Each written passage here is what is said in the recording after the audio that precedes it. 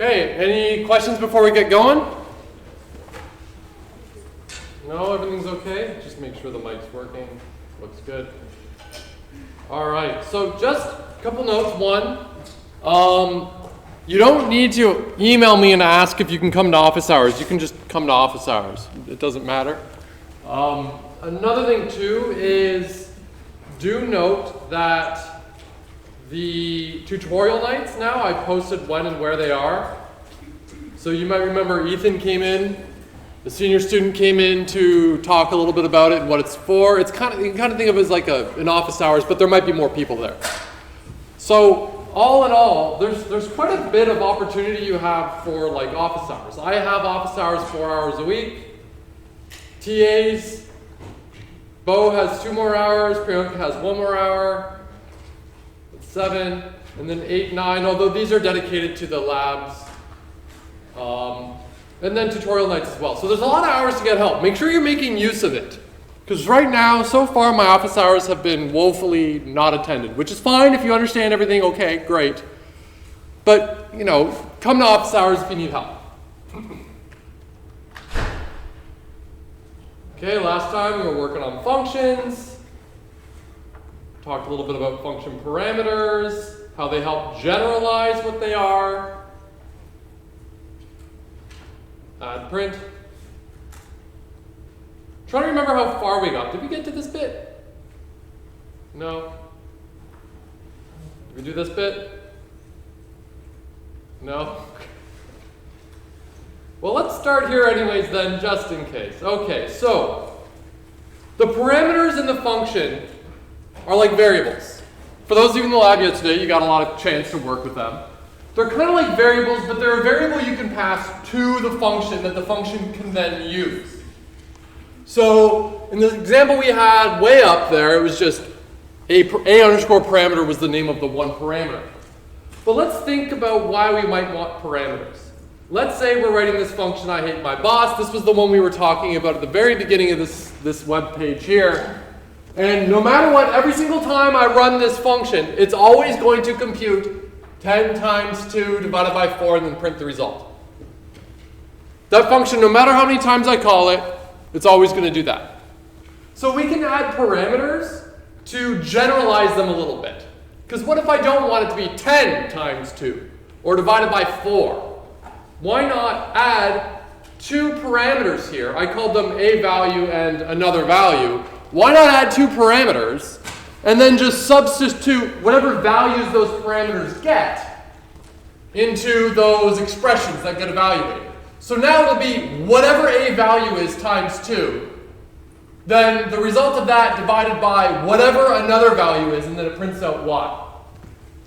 If you're scratching your head a little bit, remember it's just kind of like math, right? I'm going to kind of like f of x equals, I'm going to kind of write it in multiple steps, like the function is written here. So it's kind of like, okay, well that's like, okay, step 1 is, what do we got? X equals, I'm going to do AV because I'm lazy, times 2, right? That's the first step. And then immediately, step 2, I'm going to do like, what do we have? Y equals x divided by another v. And then I guess 3 is printed out. Y. So it's kind of like that, right? I mean, I could kind of combine those lines into one big line, I suppose, but it's just kind of like that from math. Oops, I guess this shouldn't be x though, should it? What should be in here as the parameters for this function? Someone's got to know. What do you say? A value and another value. Bingo. So really, this should be like f of, and I was lazy, I put a, v, and then another v. So when I call this function with, let's call it over here, f, remember that's the definition.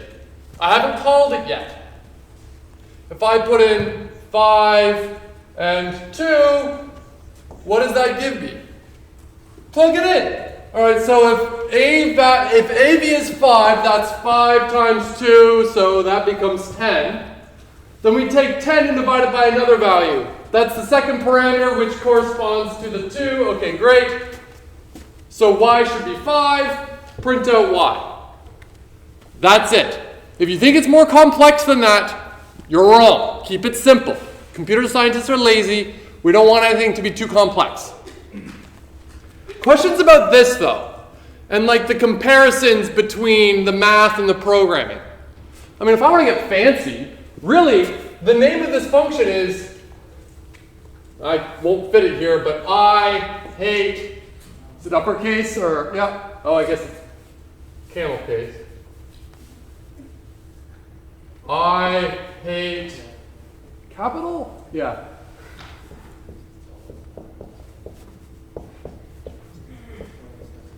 So really I should put this like in front of here, because its name isn't F, it's I hate my boss. That's it. Questions though? We're all okay with this. Okay. And again, if I sound like a broken record, I want to emphasize the difference between the definition and then what's actually happening. Because we can't crunch these numbers because I don't know what AV is yet. I don't know what it is. But when we call it, it gets assigned the values. The parameters get assigned. Okay, great. So yeah, there it's talking, it's just like math. There you go. Another very simple example. Def add print, it just prints out the sum of the two things. Pretty silly little function, but it does the job. So when we try to call it, the first thing Python's going to do is say, does this exist? Does this function exist? It does, because we just wrote it right there.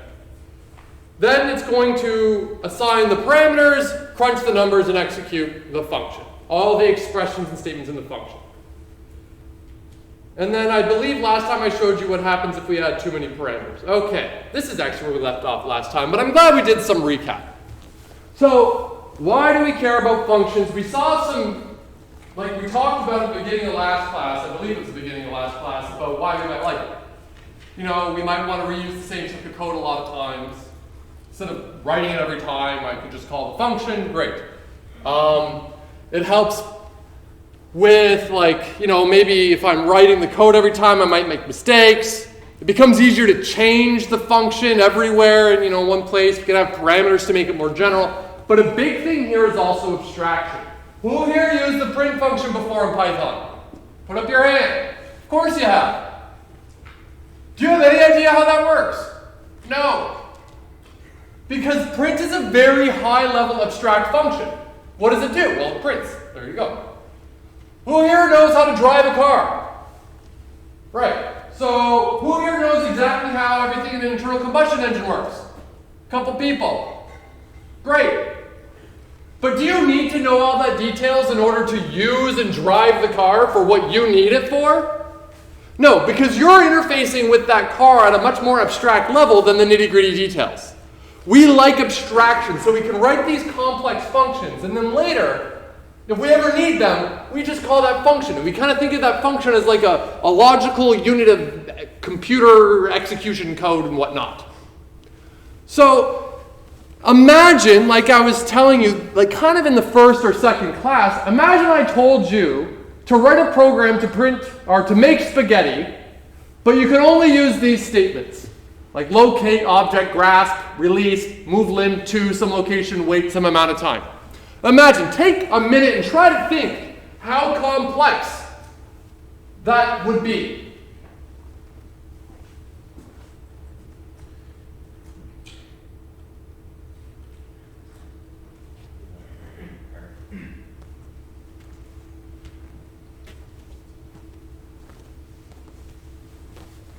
You probably get the sense rather quickly, like, yeah, this is kind of a pain, right? Like, okay, locate pot, locate faucet, you know, grasp faucet, you know, all that stuff. Kind of a pain. Or if you're speaking to someone who's at least remotely familiar with how to use a stovetop and whatnot, you can tell them just boil water, add salt, and throw the pasta in and wait 10 minutes or something. That's all you need to do. That's a much more high level, like abstract description of making pasta.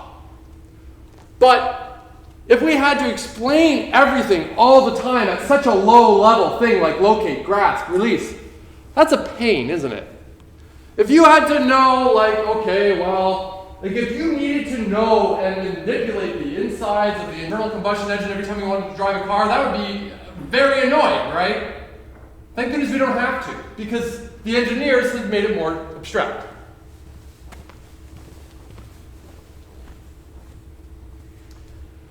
Anyways, it makes it a lot easier. And this is usually how, like we can think of towers of abstraction. We could write a function that does some low-level stuff, and it's a pain in the ass to write, but we write it. Then a little later, we need to use it. Great, so we're writing a new function, and we can use this function we just wrote in it, right? So now, that one here, very low level, now we've got this layer that's a little bit higher level, because we're able to call this low-level function, it's going to do all the wonderful stuff for us. But then we can kind of like take a step back and imagine we had another function that called that function and that function called that function. We can get far and far and far more moved away, more abstract as we go. Like you can think, okay, well, I don't know how the inside of the car works, but I know I can drive. That's one level of abstraction. But imagine you ask me directions how to get to some restaurant. I could say, well, hop in your car and go down the road, turn left, whatever. That's another layer of abstraction. I didn't tell you anything about like, oh, how to turn on your car or anything. I'm speaking to you at an even higher level of abstraction. Because I assume you are capable of doing this lower level abstraction, which interfaces with this even lower level of abstraction. Point is, we like functions. You're going to write functions that are used in other functions, that are used in other functions, that call other functions, that return values and give us other stuff that we use in other functions. This is going to happen a lot. And you're going to love it. Anyways. Yeah, and then the last kind of simple little thought experiment. When you move your arm, do you ever think about like contracting muscles? No, you just kind of like move my arm. I just do it. Do I have to think about firing the appropriate neurons? No. Doesn't matter. I even think at a layer of abstraction. So we can make things a little bit more general. Before I showed you an example of one specific function, and you were probably, if you're paying attention, you could probably take that one example, hack it around a little bit, change it to do what you need. But here's the general format for writing a function. You say def, whatever the function name is. We can name it whatever we want minus those restrictions we have. Then after that, we've got our open bracket with however many parameters we want. We can put in as many as we want. I don't care. You can do however many you want. Close parenthesis, and then what do we always need? Who here remembers what I ranted about last time? Colon. Everybody yell colon. Colon, there you go. And then we go down, and what's exceptionally important in Python, once we go to the next line, what must be the case? Indent, yes. Everything you write that you want to be considered a part of that function is going to be indented. Then once you're done, you unindent, and that tells Python, okay, there's no more information in that function. Let me show you a quick example of what I mean. Oh, let's get rid of this, get rid of that. Def, ASD, AB. A very silly little function. You know what, here, let's do this. Print.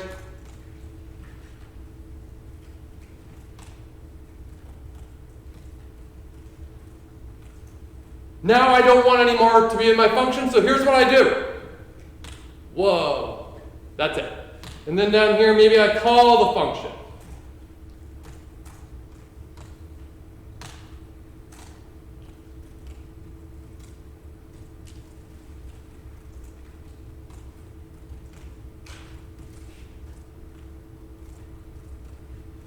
So I'm going to hit run, and let's think about the steps that the computer's going to take.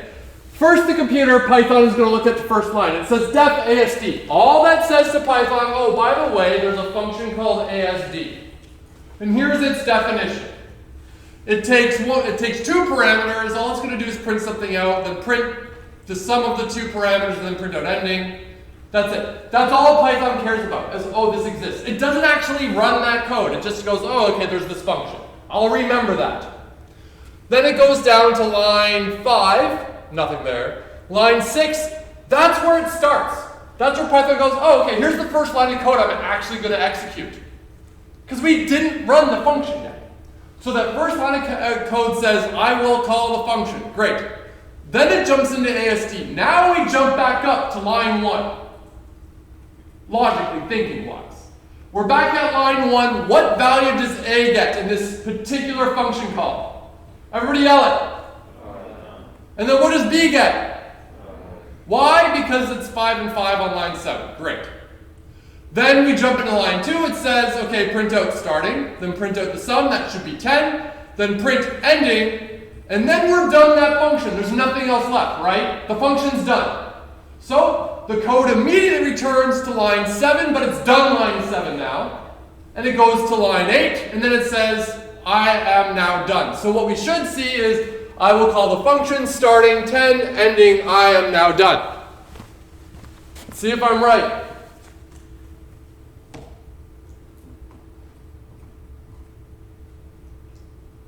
Look at that. How about that? And then, what about this? Whoa. Well, we called the function twice. So it says, I will call the function starting 10, ending, starting 12, ending, I am now done. How many times did I call the function? Everybody yell it. Twice. Why? Well, because I did. Line 7 and then again on line 8. The first time I called it, what was the value of A? Everybody.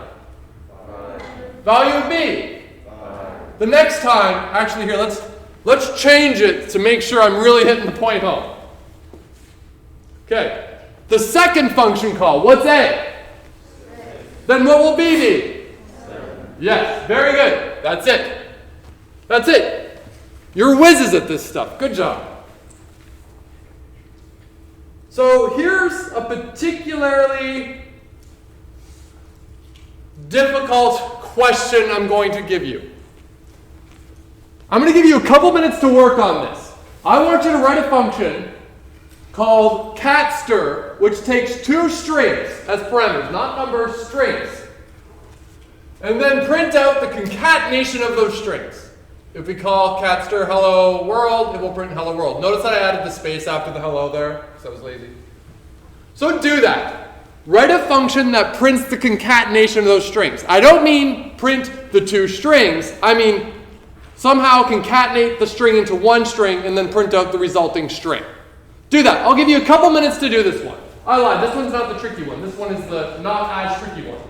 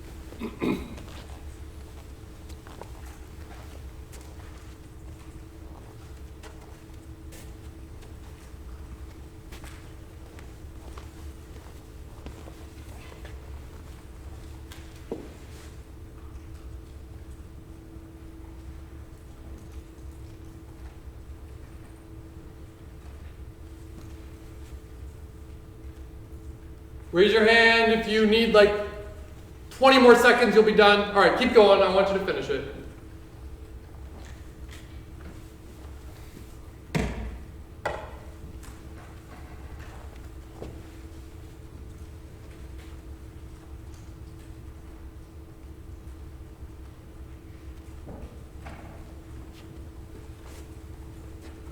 All right, I'm going to do this perhaps a little bit more verbose than you did, but I'm going to do like res for result. And who remembers how to concatenate strings? What's the special operator I use? Somebody yell it. Split. Split? No, that's, I want to concatenate, not split. What? When I say, I'm not being silly, I can't hear because everyone looks good. You're doing this, okay, what does that mean? Plus? Plus sign, absolutely. S1 plus S2.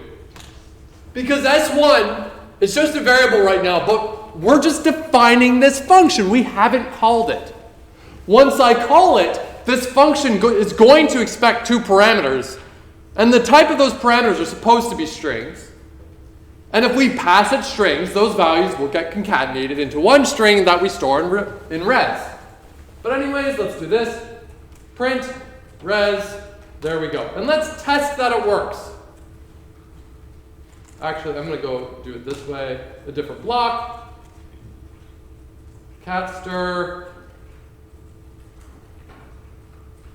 Hello. Notice that I didn't add the space after hello. So now, we got an uppercase. Concatenation didn't add a space for us, remember that? But that's it. Raise your hand if you got it. Okay, raise your hand. For those of you that didn't get it, I'm curious if there was a specific thing that kind of came up that blocked you from getting it done. I had to put the quotations around. Oh, the strings. Yeah. That's a common one. What happened to you? Kept forgetting the colon. You forgot the colon? Oh no. See, I told you it would happen. And when you miss the colon, it sometimes isn't that helpful of an error. I mean, here it kind of was helpful, but in other cases, it's not as helpful. But anyways, okay, cat stir is working great. So now this is the tricky one. This is a very tricky question.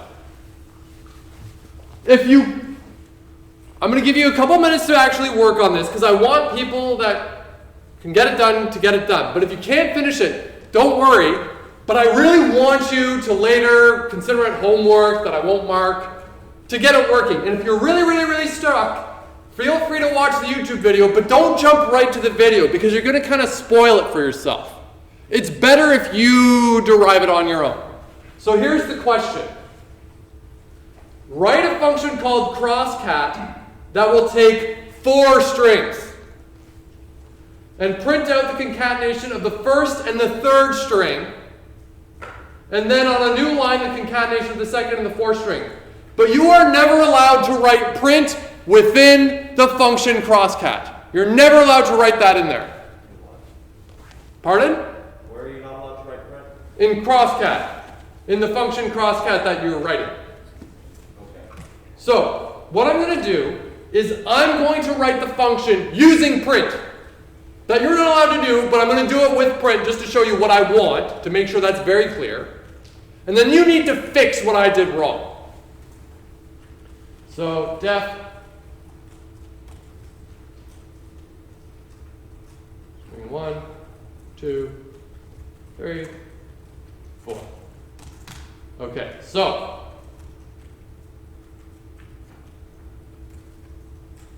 let's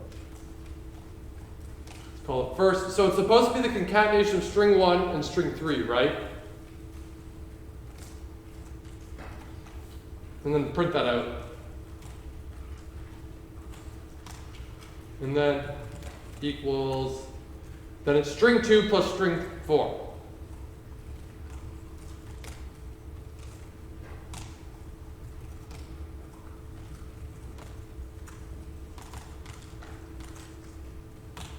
So it's defined, all good. And now let's test it. Crosscat. Hello.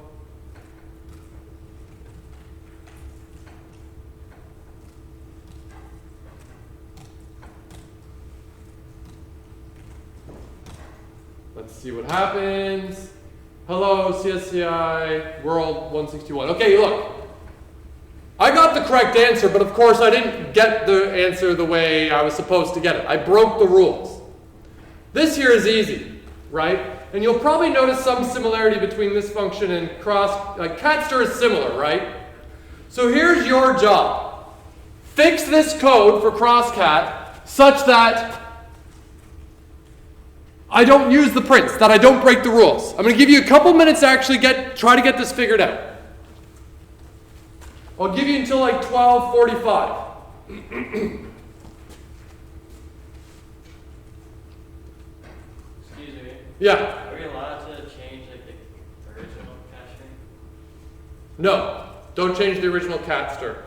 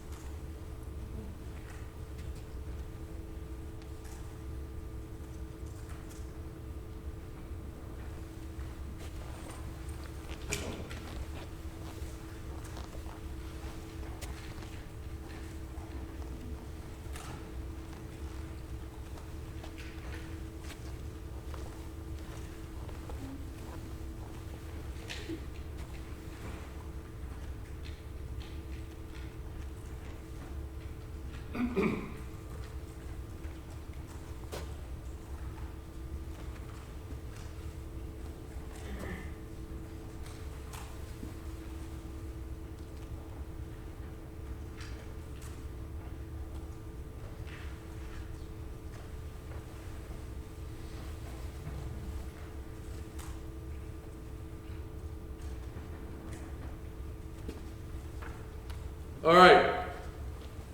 Raise your hand if you're like, I really think I got it. Okay, not very many people. Okay, interesting. Because it is a tricky one. But let's slow down. Here's what I have to do. Let's really think about this. And this is hopefully trying to get some abstraction connection taking place. So, I need to write a function that takes 4 strings. It's going to concatenate 2 of those strings and print out the result. Then concatenate 2 other strings and print out the result. That's it. But what's the catch? I'm not allowed to use print. But here's the thing. Have a look at catstir. What does the function catstir do?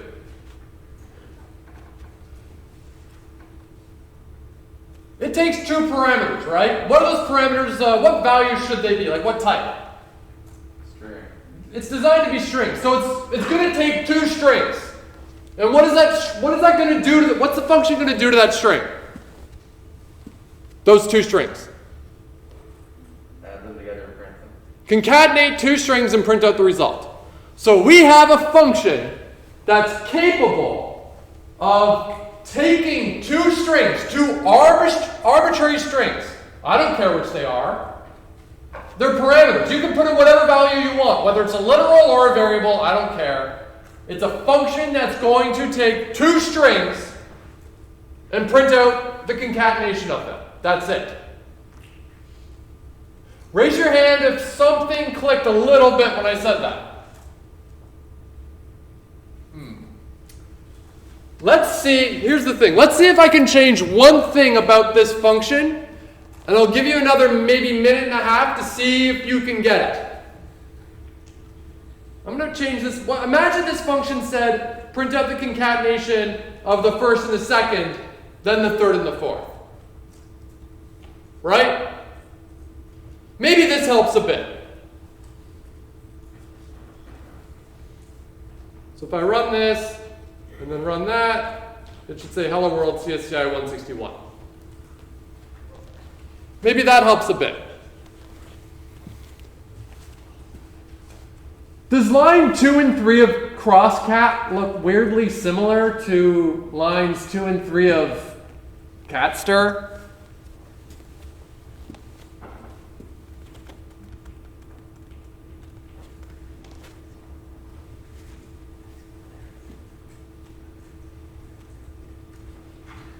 Maybe, what if I do this too? Because I mean, the names of these parameters don't really matter.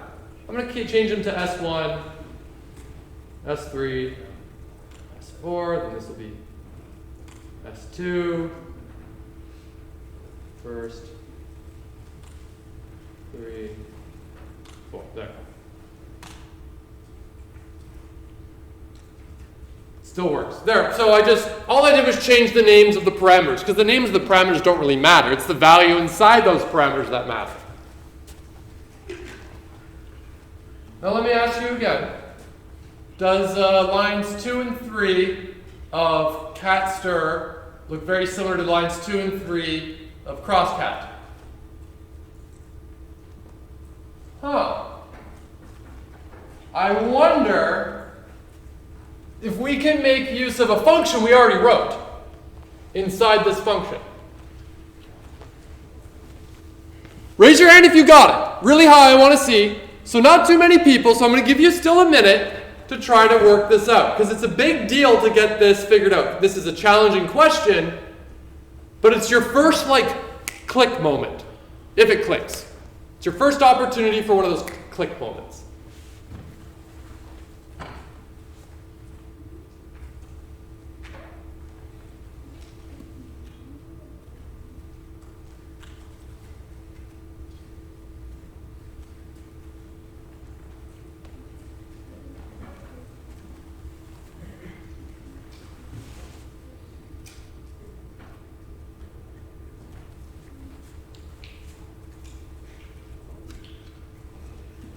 What do these two lines of code do? Somebody tell me.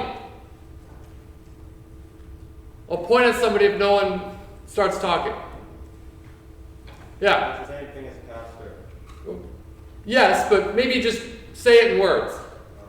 It adds two numbers together and then prints. I think it concatenates two strings together. Well, do either. Yeah, I mean it would do it with integers if we put them in. Yeah. So all this does is it takes S1, whatever value S1 has, and concatenates it with whatever value S2 has, saves it into a variable, then prints out the result. Wait a minute. We have a function that does exactly that. How about this? What if here we go S1, S2. Actually, really it's supposed to be the first and the third, so let's go back to that. Let's see if this works. I've only changed one of them, but let's see if this works.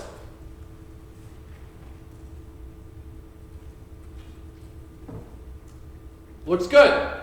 It worked. So what should we replace this with?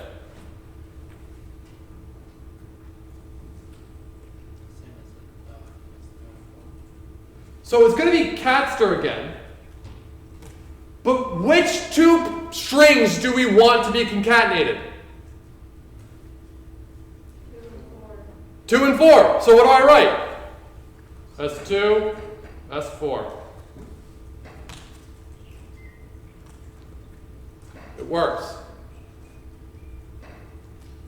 Note, this is me calling the function. And this, where I'm calling it, S2 and S4 have values. Up here, this is the definition. S1 at this stage doesn't have a value. S2 at this stage doesn't have a value. I mean, technically S1 and S3, 2 and 4 don't have values here until it's called here. But once this code starts running, S1 and S3 have values. Here, it's just the definition. There's no values until we call that function. The fact that I'm using S1 and S2, and then down in crosscat I've got S1 and S2 and 3 and 4. The names of the variables, the fact that 1 and 2 match, don't matter at all. I could call this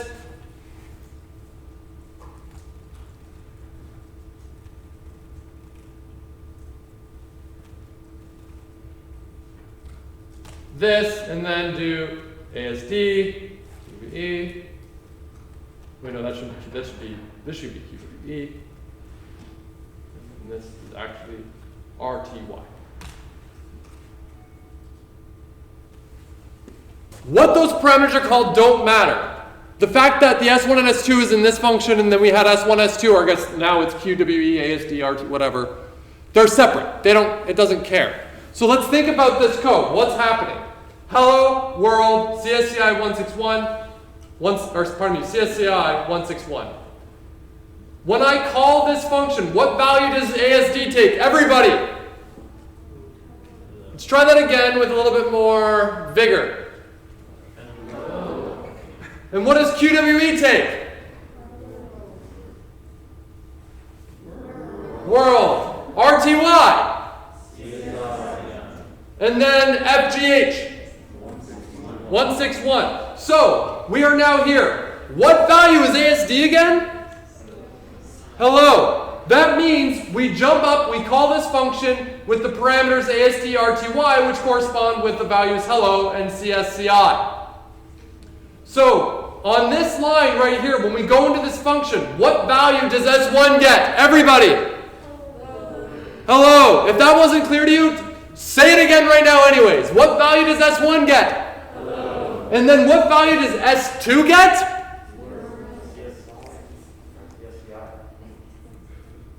Let's try that again. Slow it down.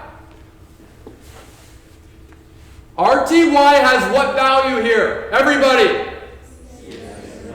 So we are passing the value CSCI here. So when this gets called, what value is S2? Everybody. Why is it not world? Because we never gave it world. So if we finish this, we print out hello CSCI. Great. So we're done this function, we go here. We now call catster again. Okay? And what values are we passing as parameters? What value does QWE have right now? World. Everybody say world. World. Good. And then FGH has? That means when we call this function again, what value does S1 have? World. And then S2 has? 161. If this isn't clear, you're thinking too hard. You're making the cardinal error in computer science, thinking too hard. Slow it down. If you're wondering, what's the trick everyone doing to get this? There is no trick. The only trick is follow the code line by line. Let's do that.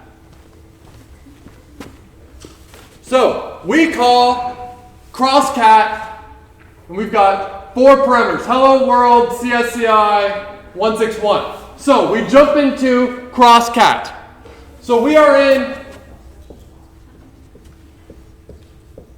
Okay, let's keep track of these values. So ASD is what? What value does ASD have? Hello. QWE has world.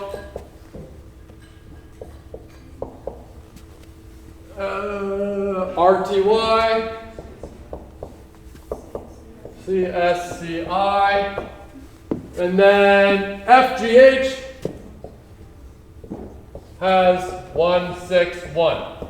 That's the case. We are in line 1 of the box right above.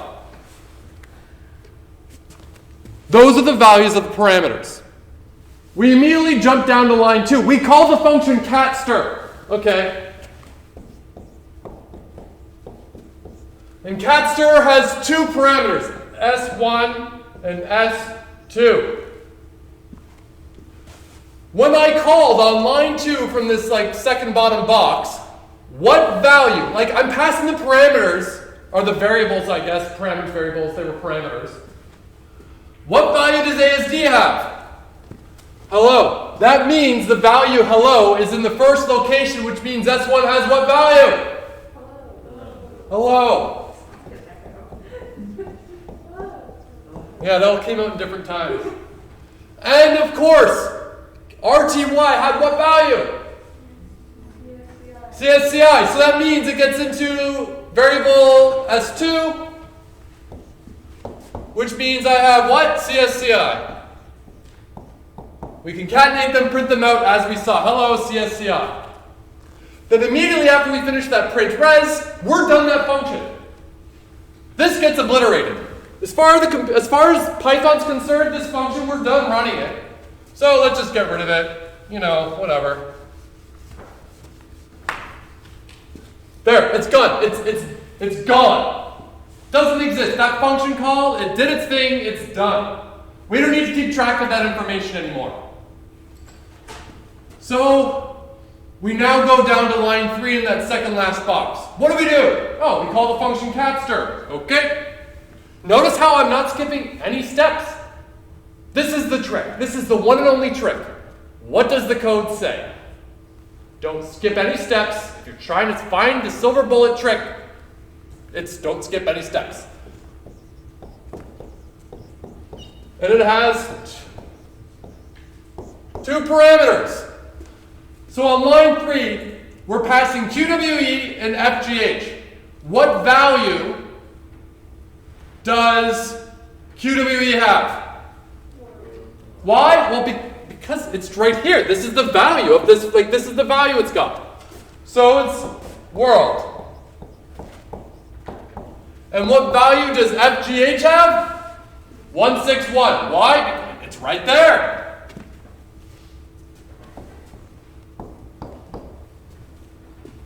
Concatenates them, prints it out. This function's done, so we go, okay, don't care about this anymore. We're done with it. Then, I guess we're done that crosscat function. So we don't need this anymore. This is all gone.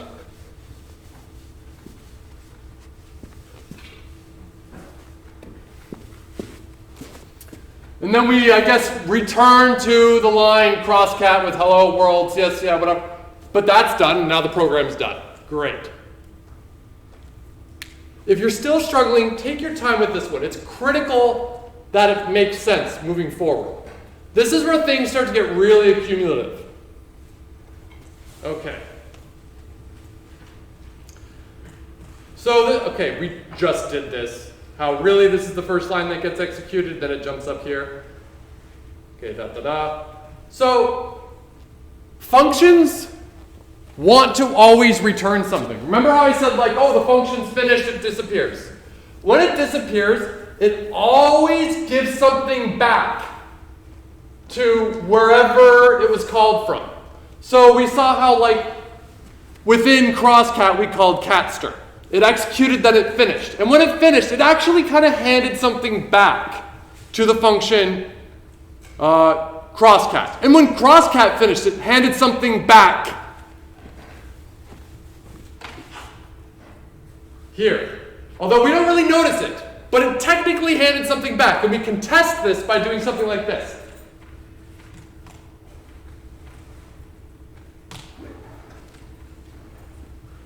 but it returned none. Now, none is actually a very special thing in Python, and other programming languages have something very similar. Like null is another thing that means kind of like the same thing as none. None is actually a type. So you know how we have like none is a value of type none. And let's verify that, because now I'm worried if I'm wrong. So let's have a look. None type, there we go. So you know integers, they can take on whatever value they are. None is another type that can only ever have a value which is none. Think of it as like this special ball that we can pass around, but it means something to the computer. It means nothing. It means, here, I returned nothing to you. I gave you a ball that if you ever get this ball, you know that means, oh, you gave me nothing. It's equivalent to writing something like this at the end of your function. If we don't write return, Python kind of adds line 4 that I have there for you. It's going to put that in. It didn't change anything in the result. It returns nothing. But we can actually tell Python that we want it to return something. I could do something silly like, okay, I'm just going to return 44. I don't know. This is pretty silly, but let's see what happens. Now I'm going to run it. Oh. Well, what happened? Well, it did, okay, hello CSCI world 161. And then we see, okay, at the end of crosscat, it returned the value 44. Then, on line 1 of the bottom box, after that function is executed, crosscat gave me back 44. And where did I put it? Everybody else, where did I put the 44? It's not a trick question. Look at the first line of that bottom box. Somebody yell it. No. A. Who said A? Everybody say A. Why? Well, because crosscat, it ran. It gave me back the value, and then I immediately assigned it and put it into the box, the variable called A. Then I printed out A. What value does A have? 44. What type does A have? Well, 44, that's an integer. I could do something completely different. Now this is like, I'm completely breaking the function, but I can do like ASD plus Q2B plus RTY plus FGH. Now look what we get.